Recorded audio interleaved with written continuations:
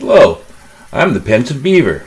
I live on Vancouver Island. I've got a lot on my mind, and I'm going to give you a piece of it. Well, we are going to have an election soon, and it's supposed to be the most important election of our lifetime. Now, a scant 4 months ago, the Conservative Party of Canada was on track to form a majority government, and the Liberals were sucking canal water. Then, almost overnight, it changed. Now the Liberals are on track to form a majority government. So, what happened? Why did Canadians suddenly flip their support from the Conservative Party of Canada to the Liberal Party? Well, the truth is that they didn't. The Conservative Party of Canada's support is now actually higher than it was at the 2021 election when they won the popular vote and the Liberals were only able to eke out a minority government. In past elections, this level of support that the Conservative Party of Canada is now enjoying would be more than enough to guarantee their winning a majority government. So why doesn't the polling have the Conservative Party of Canada winning this election? Well, first, a little electoral history. Canada has always been non-binary when it comes to our choice of political parties. That fact has resulted in 15 minority governments since Confederation in 1867. The two dominant parties have almost always been the Liberals and Conservative, albeit the Conservative have gone through a number of rebranding and name changes. However, there were other parties that were able to garner up significant support so as to influence our elections and the government. Almost all of those other parties can be placed on either side of the left-right political spectrum. On the screen is a chart of the various political parties that have participated in Canadian federal elections. I have indicated their place on the left-right political spectrum. The Bloc Québécois is not going to be considered in this analysis because its platform is that of Quebec independence. That will have some bearing on this election, but this particular analysis is based specifically on right-left political ideologies. So if we go back 60 years to the 1965 federal election and plot the election results based on left-right political ideologies, you can see that, with the exception of the 1984 federal election, Canadian popular vote has consistently leaned left when electing our federal government, with an average spread of about 17 points. The fact is that Canadians as a whole are historically more likely to vote left than right.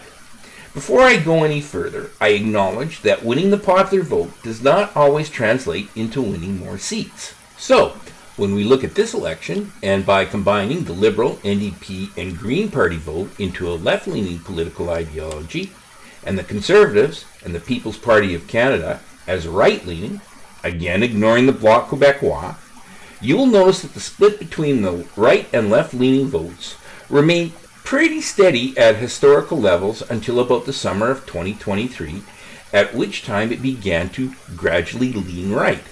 Now, if we compare that with a graph of Mr. Trudeau's approval rating, you can see how the left-right split began to close at the same time and rate that Mr. Trudeau's approval rating diminished. You can also see that the gap began to widen again shortly after Mr. Trudeau resigned as Prime Minister. And as of April the 5th, 2025, it is at about 6%. Now let's be clear, correlation is not causation. However, the data supports the hypothesis that the right-leaning polling improvement was in large part an indictment of Mr. Trudeau.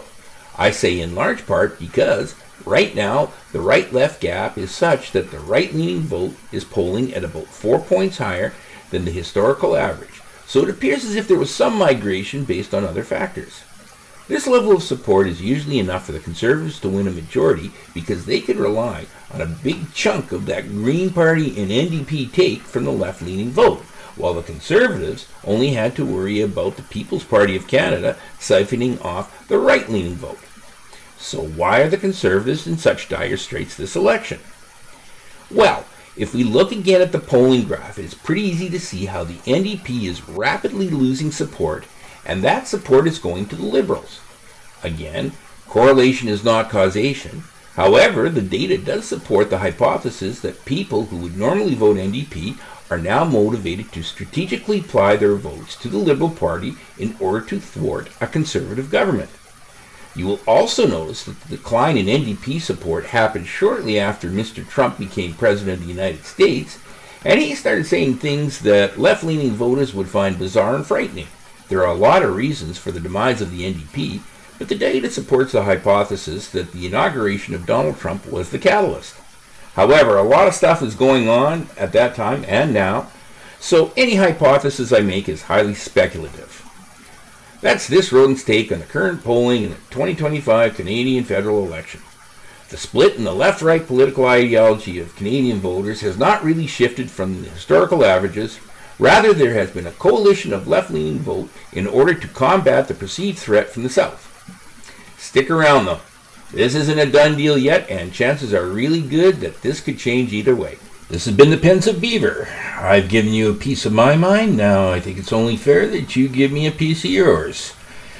But right now I'm just going to relax, chew on some bark, and enjoy my backyard. You're welcome to join me.